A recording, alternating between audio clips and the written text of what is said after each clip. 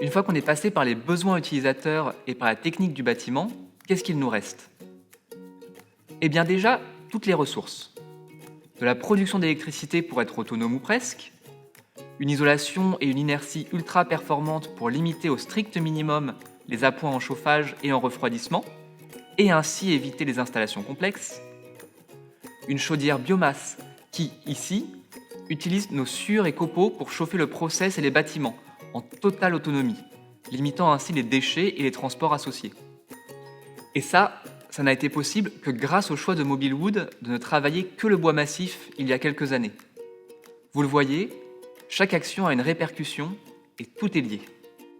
Il y a aussi la récupération des eaux de pluie pour les toilettes et l'arrosage, et l'infiltration sur site du surplus.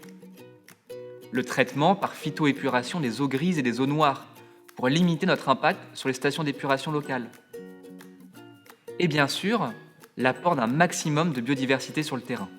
Je voulais faire un jardin qui représentait les gens qui travaillent ici. Donc par exemple, la clairière de l'atelier qui est derrière moi, c'est la représentation du cycle de l'arbre. Parce qu'à l'intérieur, il y a des arbres qui sont arrivés à maturité, qui arrivent coupés, et on va en faire du mobilier, des meubles. Voilà. On a une amplitude biologique assez réduite et on ne peut pas planter tout ce qu'on veut. À partir de ça, on a réfléchi aux essences qu'on allait pouvoir mettre en place, mais aussi qu'ils soient des essences qui puissent souvent être comestibles, des essences qui puissent être mellifères, très important, c'est-à-dire comestibles pour l'homme, mais aussi comestibles pour les insectes. Ici, l'objectif de ces plantes-là, c'est aussi d'apporter de l'ombre autour du bâtiment pour pouvoir limiter les fluctuations de température à l'intérieur des volumes. Le jardin, c'est l'endroit du consensus où on peut mettre tout le monde d'accord.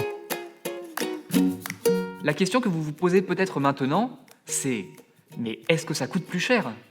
La réponse est oui, forcément. Plus de qualité, plus d'autonomie, plus de diversité. Tout cela a un prix au moment de la construction. Mais savez-vous que la construction ne représente que 20% du coût total du bâtiment?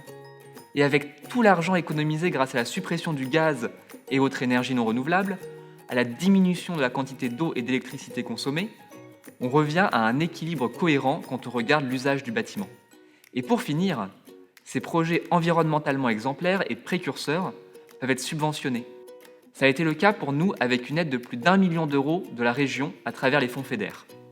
Et quand on additionne tout ça, on arrive à construire plus durablement au même prix. Et ainsi s'inscrire dans une démarche aussi vertueuse que possible.